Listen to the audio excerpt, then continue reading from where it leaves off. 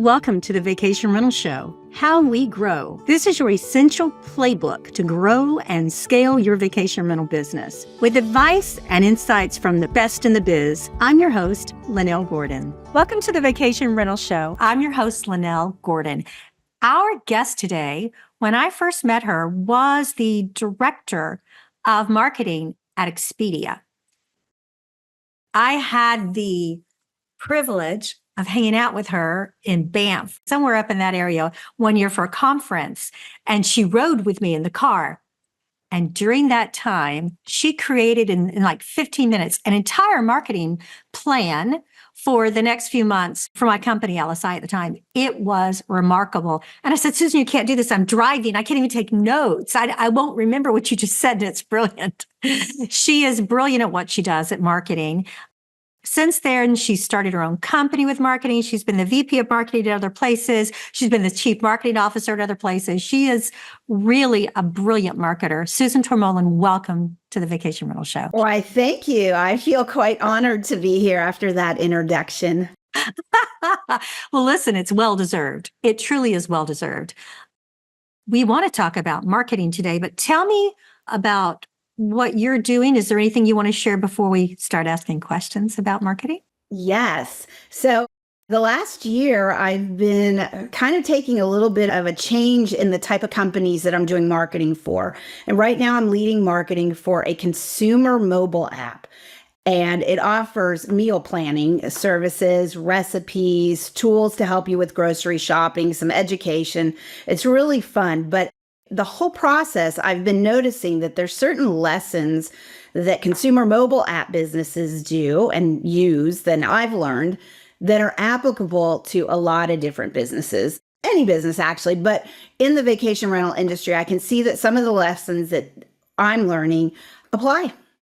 So I thought I would just share some of the things that I've observed and noticed and tried that other people might want just a little refresh on or a reminder. Oh, that's awesome.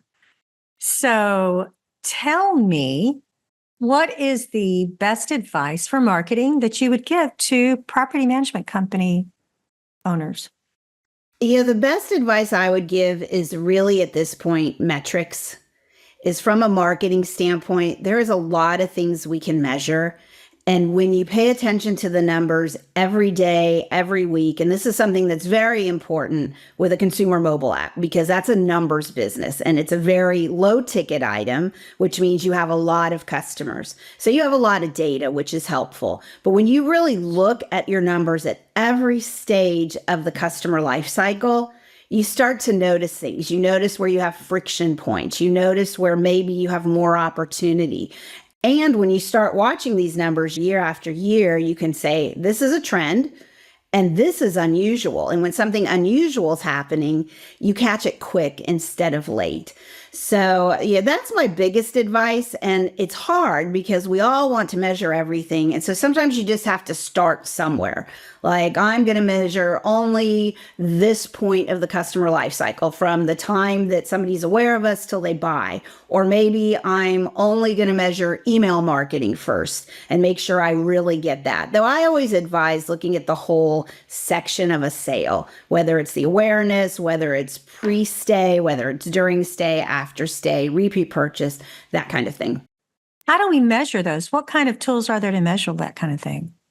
Almost all of marketing now has platforms, and every platform has measurement tools built in. But the hard thing is connecting the platforms. It pays for itself to get a contractor or a consultant in to help you connect those different things. And it's a never-ending process.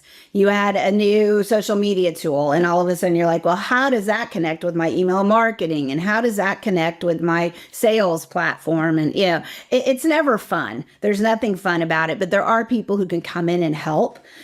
Or you can do an agency. I mean, you've worked with a lot of agencies. You've had agencies. Mm-hmm. There are definitely agencies that can do large portions of it. Usually they're missing a few of the pieces that you'll also have to just manually figure out. What's our main source of truth? Which systems data are we using and for what kind of measurement? So if we're going to connect our checkout page Mhm. Okay, that's a successful sale, which is what we want to make sure we measure. With our website, obviously, that's where we would be measuring it. Is Google Analytics still a good tool? I think it's always a good starting point, but it really depends. The thing that Google Analytics can't tell you is of those customers that check out, which ones are your most valuable customers long term, right? So you still need to take it that next level. It certainly helps I spent X amount on dollar in advertising. I drove this many people to my website. And on your website with Google Analytics, all the different places they're coming from. Then these are the people that checked out. You should be able to tell if you set it up right, like what was their original channel that they came through. But then you have to know that Susan Tormollen rented a house and she came back the next year. And Google Analytics can never tell you that. And that's where you start to identify which of your channels bring you the best customer. So it's taking it that next step. But if you're doing nothing right now, then certainly Google Analytics is a great place to start. Well, I assume that everyone that's listening to this with property management have their own tool set, whether it's coming through their digital marketing people they're using, or whether they're doing things on their own, or if it's coming from their property management system pieces in there. I'm sure they're putting all of that together. So how often would you suggest you look at your stats? Really weekly.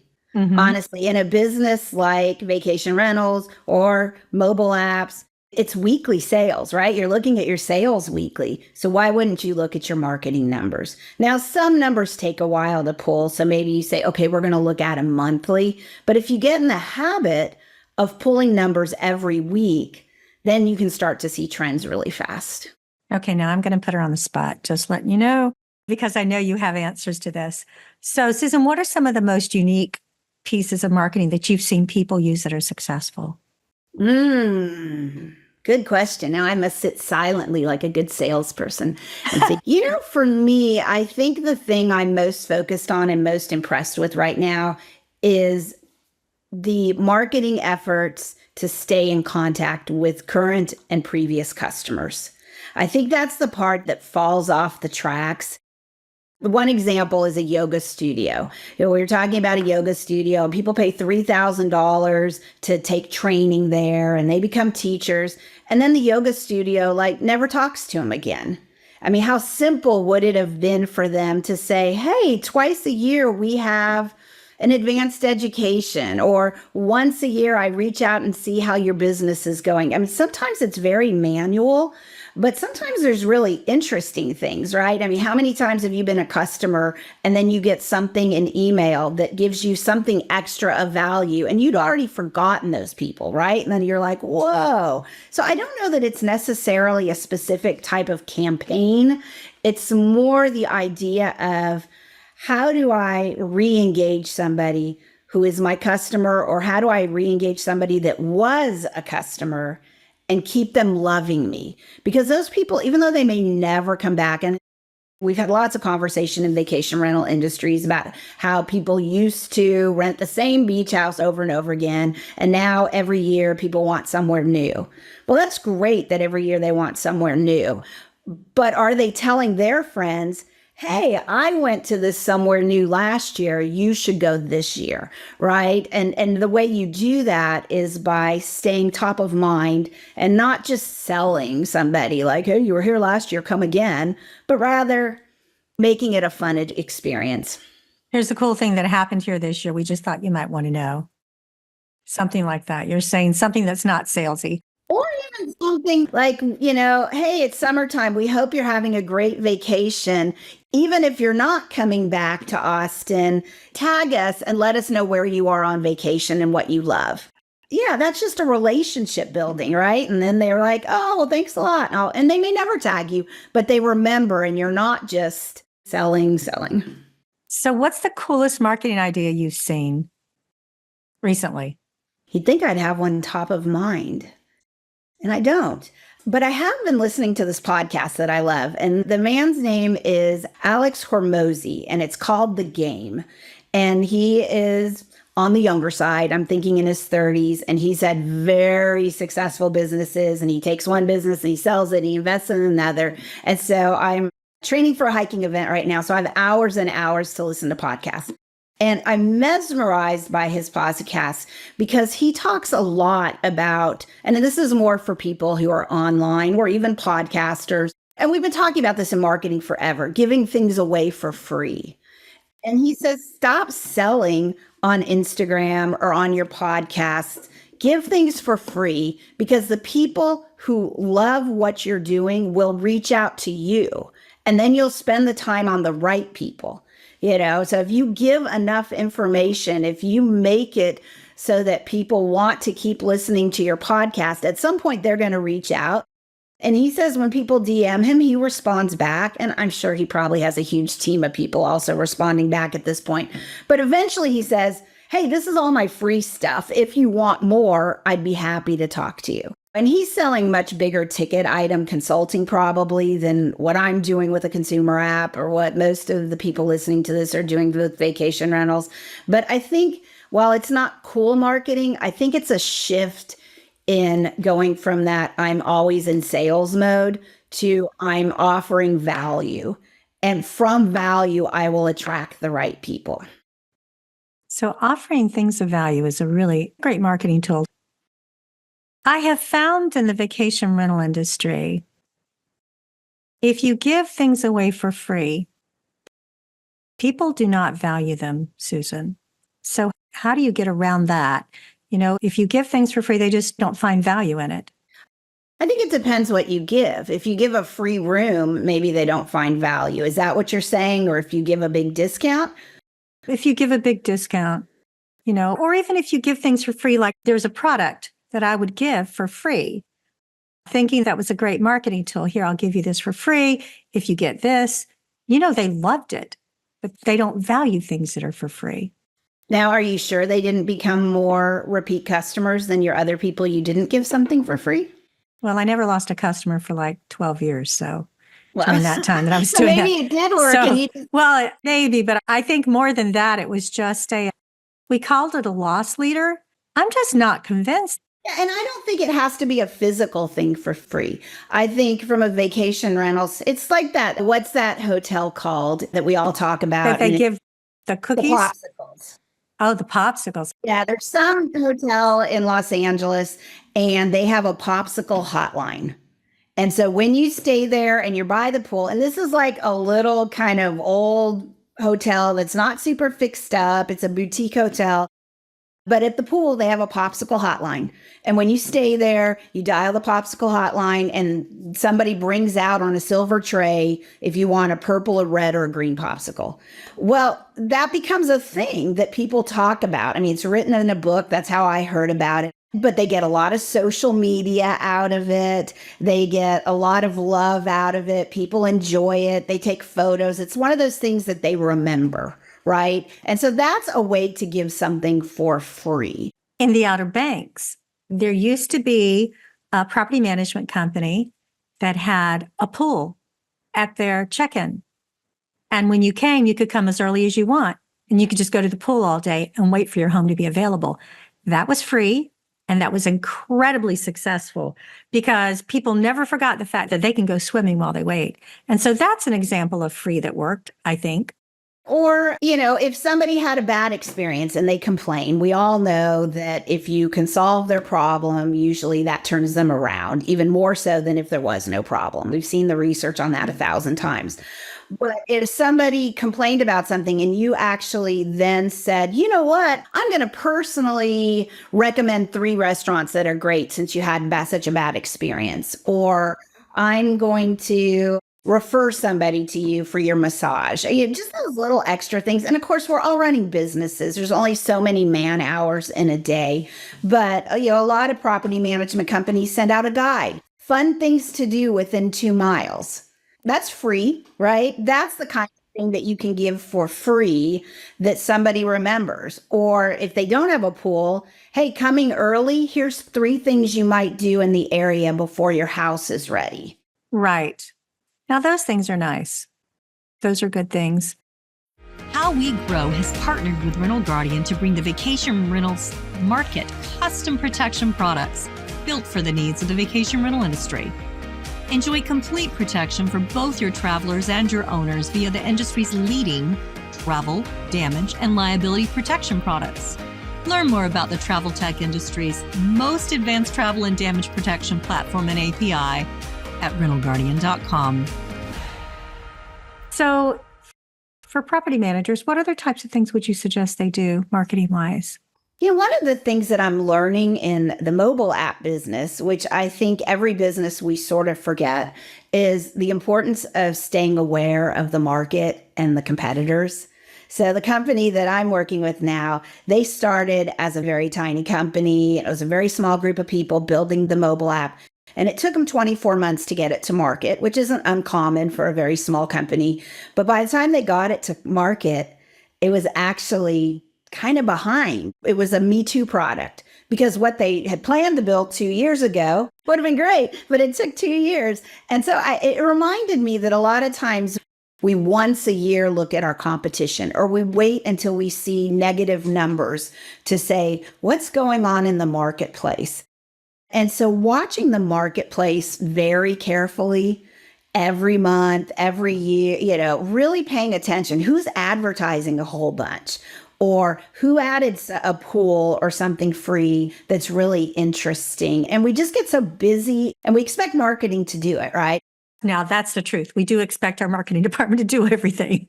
But how can you, right? You're meanwhile, oh my God, it's busy season and people want this. And now I'm planning ahead for the next holiday and people want this. And oh, we have a new email marketing system we're onboarding, right? There's all these things that people want. And so that whole keeping up with what's going on in the market, it's hard unless you're a large company with a large marketing department where it's somebody's job.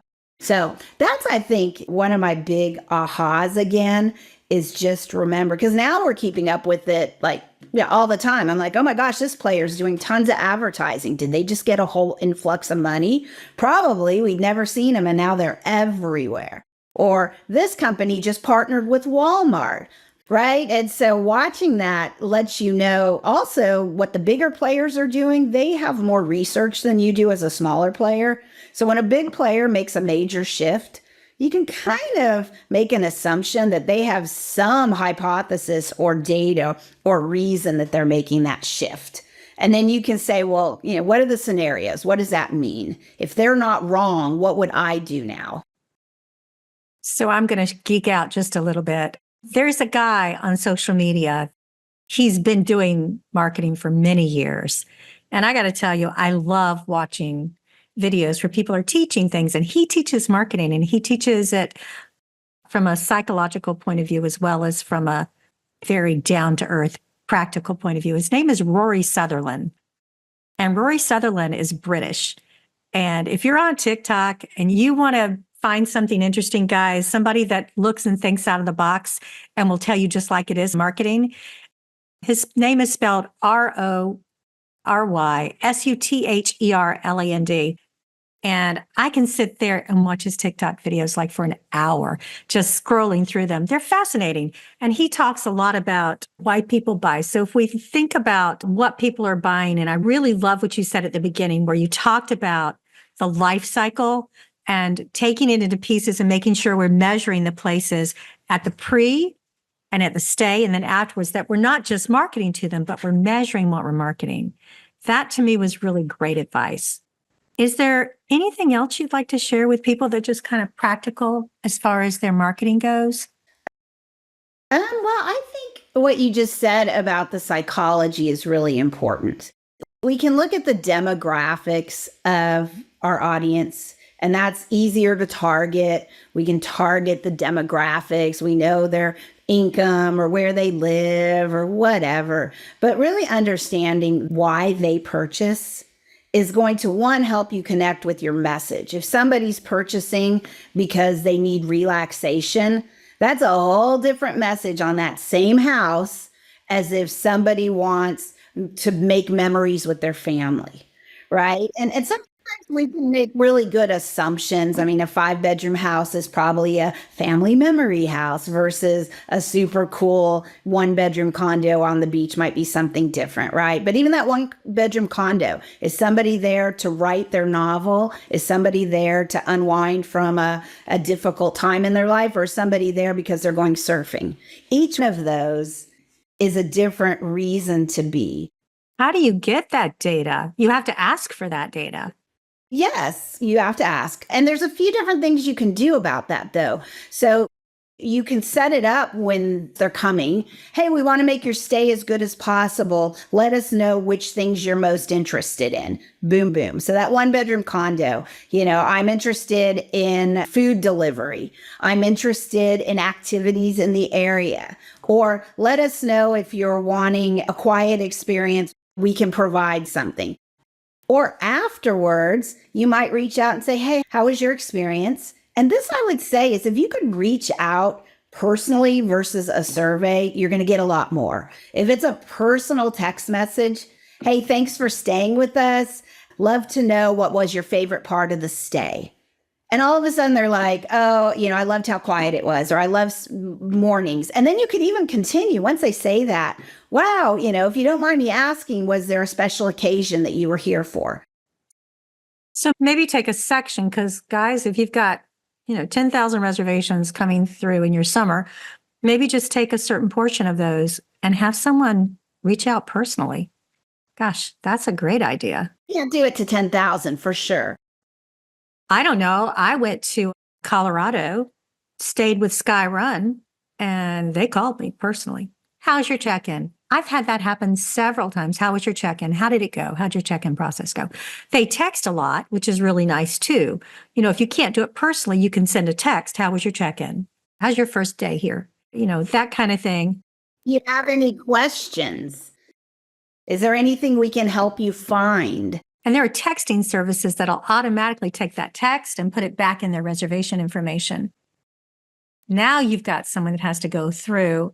I'm looking at it as a CEO. I'm calculating the cost on how much that's going to cost me to do and how much, because we know people time is so expensive. So a lot of these things are automated. But you know what? It costs you more to market to the wrong person. That's an excellent point. Yeah, it costs you money to figure out who your customer really is. But you'll spend a lot more money targeting somebody for a relaxing time at the beach when there's actually an addressable market out there who want to surf that might even be willing to pay more for that place because it's so unique and it's a half a block from, surfing or whatever it is. So where are the biggest areas in marketing that we leave money on the table or we put too much money into it and waste it? Well, yeah, this is a common piece of knowledge that I think everybody knows, but it costs a lot less to sell to an existing customer than to find a new customer. So I think that's where people don't invest enough money is on those people that already said yes once. Why are we only sending them hey, we got a sale for you message twice a year? And that's better than nothing, right? If somebody came at spring break, asking them if they want to come again at spring break is a no-brainer. And you'll probably grab a handful of sales and a handful of bookings, and that would be great. But those people already had an experience. They already know who you are. And so that costs you a lot less to bring them back for another 3 or 4 days than going out into the interweb of marketing and, all the platforms that your things are on. The other thing I do think, though, is people waste a lot of money not measuring what's happening. When you spend advertising dollars, you must know and you must have all those trackings in place, whether it's Google Analytics you're using or something else. And there's a little bit of waste that's always going to happen. You're trying new things, you're testing new things. But in general, not expanding your marketing dollars until you can measure if it's working or not, probably a wise idea. Listen, Susan, I really appreciate you coming and sharing ideas with people and your thoughts with them on this. If people have questions, can they reach out to you? Oh, always. I love talking marketing. You know that. If they want to put me in their car as we leave a bear conference, that would be even better. No, I'm on LinkedIn. So anybody can reach out to me on LinkedIn. And if they want, I have spent the last 2 years becoming yoga trained and certified. And I'm going to start posting once a week little yoga 10-minute breath work meditations. So if anybody's interested in that, they'll see those on my LinkedIn as well, which will be fun because we all work really hard, and taking 10 minutes to center and calm ourselves down and remember that we have a nervous system that wants to slow down just a little bit is never a bad thing. That's really important. That's very good advice too. Guys, we all need that, especially during the summer seasons where we are crazy, or the winter seasons when things have hiked up and we don't have a moment to spare. Is there anything else you want to share, Susan, before we go? No, except that if people love meal planning, or if in this busy summer season they're finding it's hard to plan a week of healthy meals, they should download A Better Meal. It's on the Apple App Store and it's also on the Google Play Store. I actually love it. I did download it. Oh, cool. Awesome. Well, we're getting tons of great feedback. So we're adding a lot more quick 30-minute healthy meals. And you can import recipes from Instagram or Pinterest or Paprika or the internet. So it becomes a curated area for all your favorite recipes. It saves you time. So I would love that. And if anybody tries it and wants to give me feedback, they can also reach out to me on LinkedIn. And I would love to hear feedback on our new product. Susan, thank you for talking marketing with me. I really do appreciate it. And I wish you the best of luck in all of your endeavors that you're doing. You're such an entrepreneur now. You're just like, ooh, let's do this. Oh, I can do this too. That's right. And I love talking marketing. So thank you for letting me come on. Absolutely. And I hope that people will reach out. Susan is truly gifted in marketing, guys. I know I haven't really highlighted her the way I could here, but I promise you, if you have any question on branding or want unique ideas on how to set yourself aside, she is excellent to do that. Or reach out to your own marketing department, whoever you're using. There are great people in our industry, and just make sure it's a priority. Thanks, guys. This episode of How We Grow is brought to you by Rental Guardian. To find out more about how Rental Guardian can help grow your vacation rental business, visit rentalguardian.com. Make sure to search for How We Grow in Apple Podcasts, Spotify, and Google Podcasts, or anywhere else podcasts are found, and hit subscribe so you never miss an episode. On behalf of the team here at Inhabit, thanks for listening.